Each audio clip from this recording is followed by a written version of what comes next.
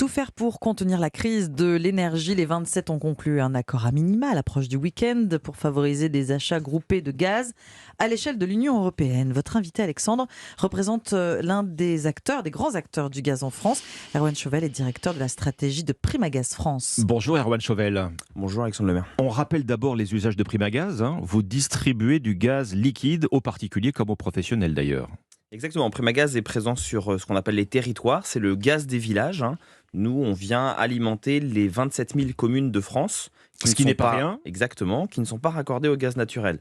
Alors il y a l'usage des particuliers, c'est principalement traditionnellement la bouteille, soit la gazinière, soit le barbecue. L'usage de la mobilité avec les véhicules qui sont alimentés au GPL. Et puis tous ces artisans qui font la vitalité de la France, qui ont besoin du gaz pour faire fonctionner l'industrie. Alors, dans les campagnes. Les artisans, justement, ils sont des milliers dans toute la France. Ils sont confrontés, comme nous tous, à la crise énergétique. Quelle garantie êtes-vous en mesure de leur apporter pour cet hiver? Garantie en termes de tarifs, garantie en termes de disponibilité, tout simplement, du gaz? Parce que c'est la question aussi qui se pose. Alors forcément, c'est une grosse question aujourd'hui. Nous, on a sécurisé nos approvisionnements.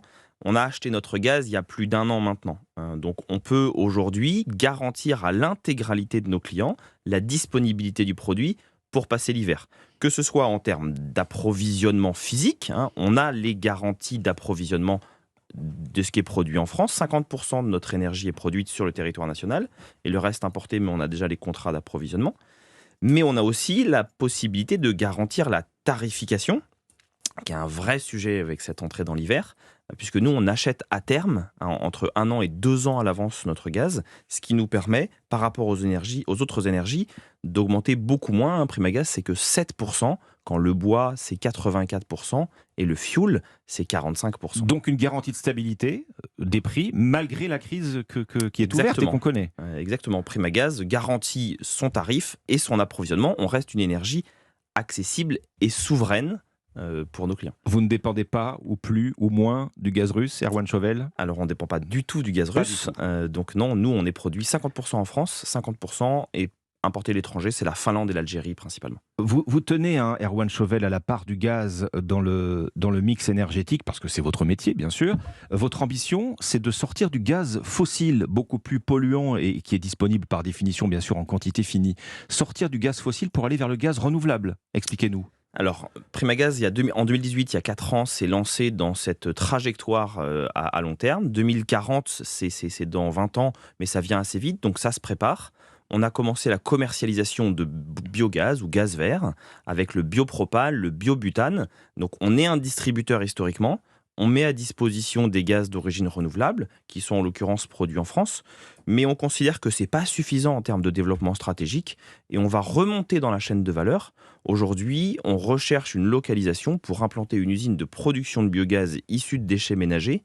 Donc on va devenir un producteur d'énergie, exactement, en circuit court. Donc quand on parle de garantie d'approvisionnement, ce n'est pas une stratégie qui s'est décidée hier, mais on voit bien que l'actualité nous donne raison. La souveraineté, je parlais de souveraineté à l'instant, la souveraineté de l'énergie, elle est indispensable aujourd'hui pour les consommateurs. Donc producteur de gaz made in France.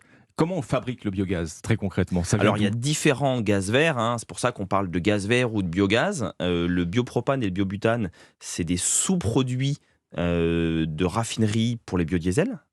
C'est produit à la MED en France, c'est Total. Donc d'origine végétale. Alors, vous avez des huiles industrielles, huiles de cuisson, et des huiles végétales. Donc vous avez en effet une production, c'est un coproduit, 100% renouvelable, mais le gaz qu'on produira Primagaz de manière autonome, c'est issu des déchets ménagers, donc les ordures ménagères, oui, qui nous permettront d'alimenter. Qu'est-ce qui explique que ce biogaz est moins émetteur, beaucoup moins émetteur de dioxyde de carbone, a une empreinte carbone beaucoup plus faible que le gaz fossile? Alors en fait, on regarde le cycle de vie. Le cycle, exactement. Ouais. C'est de la production jusqu'à la consommation. Quand vous brûlez la molécule, évidemment, les émissions sont les mêmes. Par contre, sur la durée de vie du produit, pour produire jusqu'à la consommation, là, vous avez une réduction significative. Le biopropane, c'est 77% d'émissions de CO2 de moins que le fioul. Oui, ça, ce sont les chiffres de l'ADEME. Donc, quand vous parlez du cycle, on parle de l'extraction, par exemple, du gaz fossile qui est consommateur d'énergie. Alors, l'extraction d'une énergie de manière générale, du gaz fossile. Voilà. Et quand vous êtes un coproduit d'une autre énergie, évidemment, forcément, vous bénéficiez aussi de cet impact CO2. Vous le disiez, c'est une façon bien sûr vous le disiez, hein, de gagner en indépendance énergétique. Erwan Chauvel, vous êtes soutenu par les pouvoirs publics dans cette démarche de développement du biogaz? Alors, ce week-end, l'actualité, c'était sur le cap de cette énergie gaz en Europe, avec beaucoup de conflits entre la France et l'Allemagne. Et on voit que le gaz aujourd'hui regagne de la légitimité auprès des pouvoirs publics. Il y a 2 ans, on parlait de la réglementation environnementale 2020 et le gaz fossile était complètement sorti de cette réglementation. On disait, pour toutes les nouvelles constructions, vous n'aurez plus le droit au gaz fossile. Il y a un manque de cohérence et de lisibilité dans la trajectoire des pouvoirs publics. Au même titre, le projet de loi de finances vient d'être adopté par le 49.3 la semaine dernière. Et on promeut des soutiens aux énergies fossiles telles que le fioul. Le gaz propane, qui est l'énergie concurrente du fioul avec 77% d'émissions de CO2 quand on vend du biopropane, nous, on n'a aucun soutien. Alors oui, on a moins impacté nos consommateurs, c'est que 16% versus 45% pour le fioul, mais il n'y a pas de lisibilité et de soutien dans cette trajectoire.